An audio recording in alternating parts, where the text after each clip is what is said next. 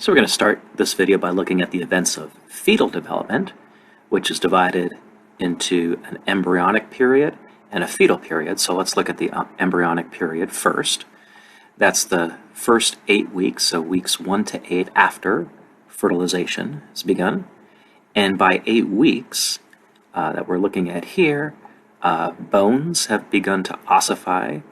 An embryo begins as a hyaline cartilage template and gradually ossifies. So by the end of this embryonic period, bones have already begun that ossification. Skeletal muscles are forming, they're contracting spontaneously. Most organ systems are forming and they're attaining their final position, like it says here. The sex is already determined, so testes or ovaries, the gonads, are already formed at this point.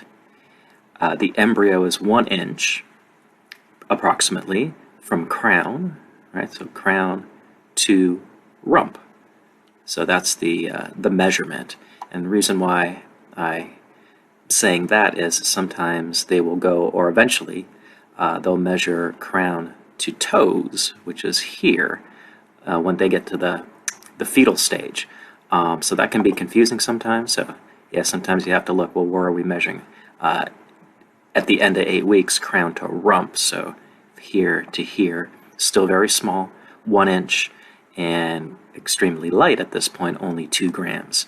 Although it's very small, at the end of the embryonic period, 8 weeks, these first 8 weeks is the period of the most growth, because remember, at fertilization, that zygote was just a single cell, which developed into this organism with organ systems already formed in only 8 weeks.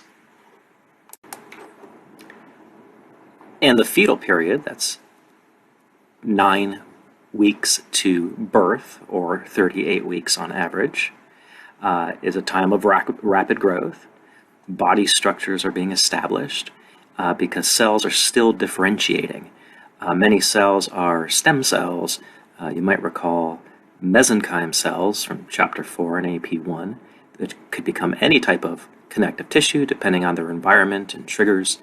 So cells are still going through differentiation at this stage to become distinct tissues. And through this period of 9 through 38 weeks of fetal development, all the fine details of body structure are beginning to form. So at birth, or the end of the fetal period, the fetus will grow to, this is average, 19 to 20 inches, that's 50 centimeters, in length, and about 7 pounds, which is 3.2 kilograms. And of course, this is just an average. It could be as low as 5.5 to 10 in normal weight at birth. So this is an average of the normal birth weight at the end of this fetal period, or at birth. So your textbook has a table describing all the changes and accomplishments through all the periods. So what we see here is what we covered in the embryonic period, the first 8 weeks of development. And then we had a slide on the fetal period that goes from 9 to 38 weeks. But what your table does is take that fetal period, it takes that fetal period and divides it into smaller segments, like month 3. If I go to the next slide here, whoops, there you go. You can see month 4, 5, 6, 7, and 8, but that's all part of the fetal period, and you don't have to go into detail in all these different months. We did the fetal period as one period on that previous slide.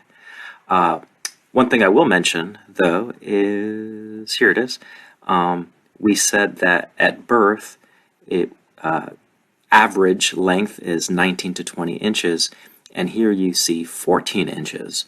And I just wanted to explain that discrepancy because this is crown to rump length. So remember that crown to rump length, where that 19 to 20 inches, which we mentioned earlier, is to crown to the toes.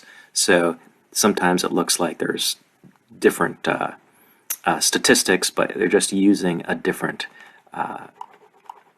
a different length, crown to toes instead of crown to rump.